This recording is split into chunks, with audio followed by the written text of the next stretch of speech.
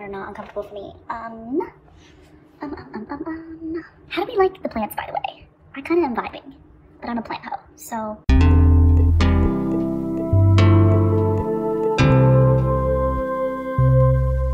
I think a lot of us consider the US like peak capitalism. But did you know the US doesn't even rank in the top 10 countries with the freest markets in the world? Because of government spending and debt, the US ranks 17th in the Index of Economic Freedom, after Singapore, Hong Kong, New Zealand, Hello, friend, Australia, Switzerland, Ireland, the United Kingdom, Denmark, Canada, Estonia, Taiwan, Georgia, Iceland, the Netherlands, Chile, and Lithuania. But like, come on. Lithuania?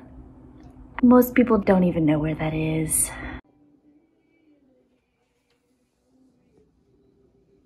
Now, to be fair, no country is completely 100% free market capitalist. All of this is simply to say, maybe it's not fair that we blame capitalism for all of our problems. If you missed my video blaming capitalism for economic growth and economic growth for a lot of our problems, I'll link it here. But I thought it would be only fair to throw some shade at socialism too, so that's what we're gonna do today.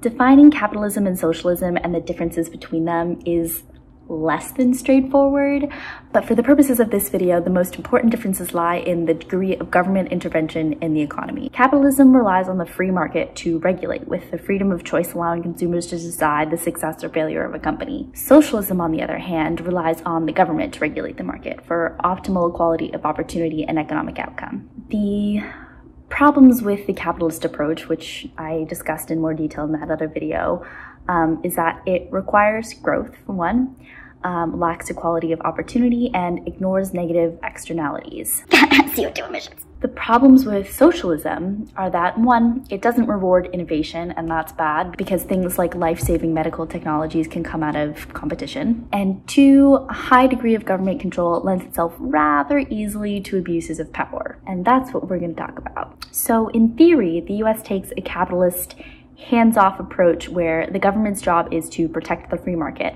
prevent unfair advantages like monopolies, and it also adjudicates international trade. But in reality, both sides of the political divide have supported socialist policies over the years. Things like Social Security, Medicare and Medicaid, the 8-hour workday, and anything else that's ever been negotiated by a workers' union, and free public education are all admittedly far from perfect examples. But the ones that really tick me off are subsidies. Basically what happens is lobbyists pay our elected officials to get what they want, and the elected officials abuse their power and don't represent their constituents. For example, farm subsidies, in theory, are meant to protect producers from competition and a fluctuating global market, but especially in recent decades have mostly been used to prop up corporate interests at the expense of taxpayers. The result is that bureaucrats, heavily lobbied by corporations, make the decisions on which crops are grown and how much they should be sold for, rather than the farmers themselves. I have a lot of problems with industrial agriculture, which is like a whole nother video, but holy Lord, if we let the free market decide this stuff, I can guarantee you there would be a lot more diversity in American agriculture. But you know what makes me like even more mad is fossil fuel subsidies. It is estimated that the US spends about $20 billion a year on oil, gas, and coal subsidies. These subsidies needlessly perpetuate industries that are most directly responsible for climate change. In the absence of all subsidies and import taxes and all kinds of other things, wind and solar are consistently the cheapest sources of energy all over the world, and they keep getting cheaper every year. Meanwhile, the price of oil fluctuates wildly. If the free market were allowed to decide where we got our energy from, the switch to renewables would be happening a lot faster. A recent study found that if all fossil fuel subsidies worldwide were ended by 2030, it would cut carbon emissions by 0.5 to 2 billion tons per year. Now, this is nowhere near enough. In fact, the Paris Agreement, if actually followed through by everyone, which I will note it is not, would hope for a 4 to 8 billion ton per year reduction. But like, hey, I'll take 2.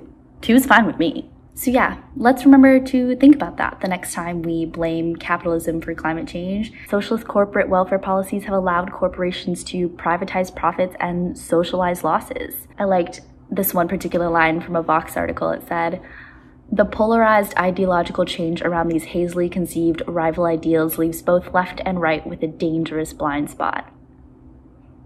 And I've been guilty of this too. I can bash capitalism all day long, but let's not pretend it's the only source of our frustrations. If you'd like to join the discussion about this video on the subreddit, the link will be the first line in the description.